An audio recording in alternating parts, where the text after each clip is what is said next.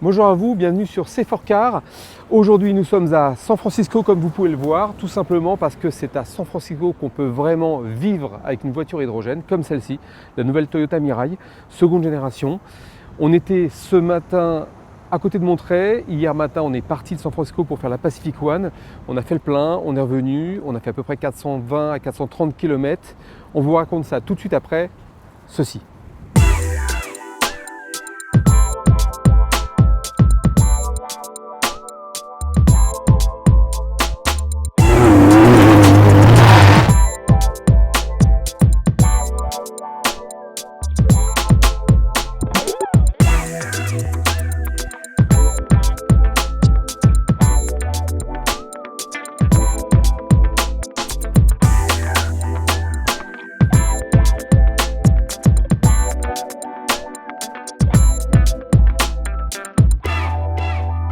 Donc cette Mirai, qu'est-ce que c'est? C'est déjà la seconde génération de voiture hydrogène.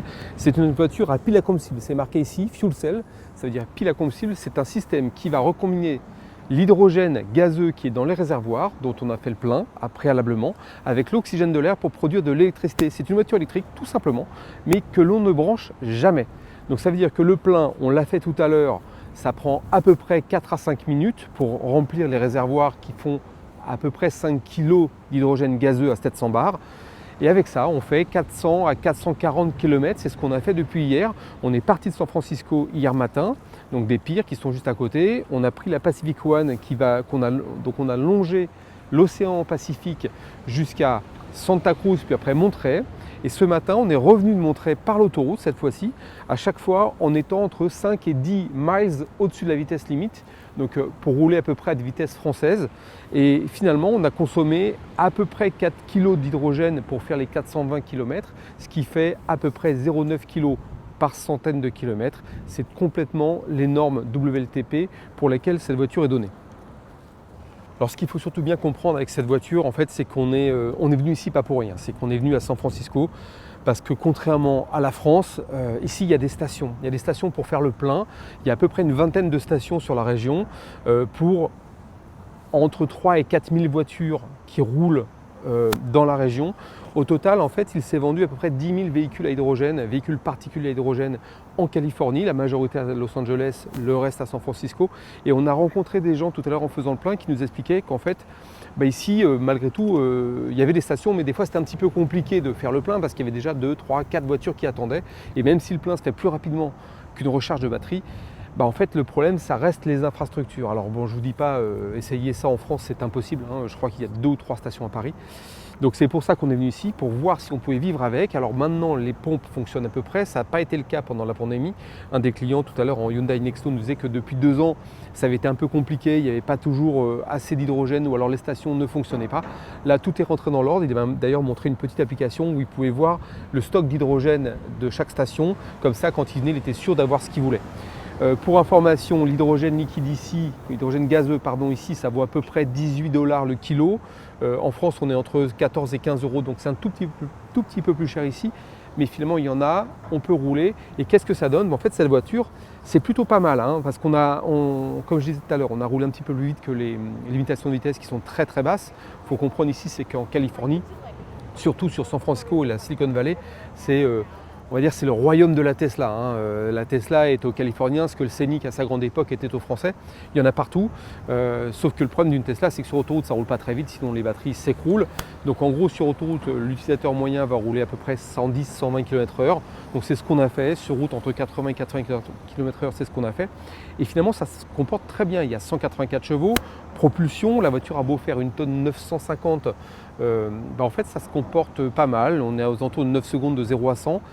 Et bilan, en fait, la voiture, elle se comporte comme une voiture électrique, mais sans en avoir les défauts, puisque l'autonomie que nous avons vérifiée dépasse largement les 400 km pour une recharge de 4 à 5 minutes. Alors, qu'est-ce qu'il faut retenir de cette Toyota Mirai? Si ce n'est que c'est une très belle voiture à l'intérieur. C'est vraiment bien présenté, bien fabriqué, c'est plutôt confortable, c'est nettement mieux amorti, nettement plus agréable à conduire que la précédente génération. Là, c'est une toute nouvelle plateforme qui a été surtout qui a bénéficié de trains roulants, alors multibras à l'avant et à l'arrière, une meilleure répartition de masse que précédemment. Donc globalement, c'est une voiture hyper agréable à vivre au quotidien. C'est un peu grand, 4,89 m, donc malgré tout, pour nous Européens, c'est pas tout à fait nos standards. Par contre, c'est vraiment très bien pour ici aux États-Unis, puisque la majorité des voitures sont nettement plus grandes que les nôtres. Alors, ce qu'il faut retenir, c'est des performances largement suffisantes, 0 à 100 un peu plus de 9 secondes, 175 km/h en vitesse de pointe. On ne l'a pas vérifié, nous, on n'a pas dépassé les 150 aux États-Unis. On essaie de faire un petit peu attention parce que parfois, enfin souvent, il y a des trucs partout. Le freinage est tout à fait correct. En fait, tout est bien. La seule chose qui est un petit peu surprenante, c'est ce rétroviseur intérieur qui est un rétroviseur digital. Et c'est vrai ça réclame une petite accoutumance. Voilà. Au début, moi, je n'ai pas ça dans ma voiture. J'étais un petit peu surpris. Pour le reste, j'aurais apprécié avoir peut-être un peu plus de régénération de la batterie au freinage, ou en tout cas en décélération. On est maintenant habitué à des véhicules électriques qui, dès qu'on lève les pieds, vont vraiment ralentir, voire freiner.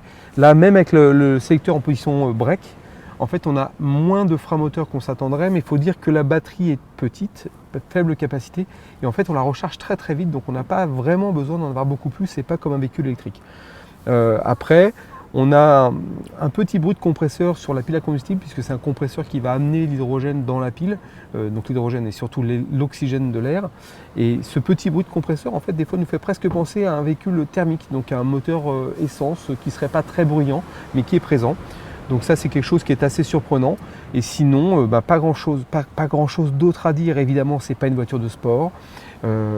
C'est une grande berline, extrêmement écologique, on l'a vu, et avec laquelle on peut faire beaucoup de kilomètres et recharger vite s'il y a une infrastructure. Ce qui est le cas ici, je le répète, nous sommes en Californie, nous sommes à San Francisco. Nous n'aurions pas pu faire ce sujet et cet essai en France, malheureusement, en tout cas pour l'instant. Et en tout cas, moi j'espère que ça va beaucoup évoluer parce que nous avons des acteurs en France comme Air Liquide, comme Total, vraiment très puissants dans l'hydrogène. Et ce serait dommage que en fait, le législateur ne saisisse pas les bonnes opportunités pour permettre à ces acteurs de s'exprimer. Et en tout cas aux utilisateurs que nous sommes de pouvoir profiter de cette technologie. Alors voilà, donc du coup là c'est l'arrière de la voiture, c'est pas pour rien que je vous montre l'arrière maintenant, c'est surtout parce qu'en fait c'est le mot de la fin. Donc le mot de la fin, c'est que c'était notre première voiture hydrogène et c'est sur cette chaîne. Ce sera sans doute pas la dernière, enfin dès qu'on aura l'occasion, je pense, alors la Honda Clarity qui est la version de chez Honda, il n'y en a quasiment pas, ça roule très peu pour l'instant en tout cas, même en Californie, donc on n'aura pas l'occasion de l'essayer. Par contre il y a la Hyundai Nexo, qui est une très bonne alternative à la Toyota Mirai. C'est un petit SUV, enfin un SUV un petit peu plus petit que cette voiture en termes d'encombrement au sol, mais qui propose des solutions très intéressantes, surtout une autonomie encore meilleure. Et en plus, la Corée du Sud se met sérieusement dans le jeu, avec vraiment un réseau de distribution d'hydrogène extrêmement vaste en Corée du Sud, et du coup évidemment ça progresse très vite. Et c'est peut-être là-bas d'ailleurs qu'on ira faire le prochain essai de voiture hydrogène, on vous en reparlera. L'idée, c'était juste de finir là-dessus, c'est qu'il faut voir l'hydrogène comme une solution globale de stockage d'énergie, plus facile et plus rentable que de faire ça avec des batteries à grande échelle, de véhicules qui sont capables d'employer l'hydrogène tel qu'il est pour faire des kilomètres, 450 km avec un plein, pour une recharge de 4 à 5 minutes seulement. Ça fonctionne. En termes de tarifs, on est entre 65 et 75 000 € pour un véhicule de ce genre-là, en fonction de l'équipement. Avant bonus écologique, c'est-à-dire qu'en plus maintenant c'est accessible, donc il n'y a pas de raison que ça ne fonctionne pas. Intéressez-vous à l'hydrogène, intéressez-vous à ce type de voiture. Bon, même si il est vrai que quand ça fait un joli bruit de V8 ou de 6 cylindres, on y est encore un petit peu plus sensible. Ce n'est pas pour tout de suite, ce sera même jamais pour l'hydrogène. En tout cas, malgré tout, ça valait le coup d'essayer ça parce que c'est une solution d'avenir. Nous, on en est sûr. J'espère que vous aussi.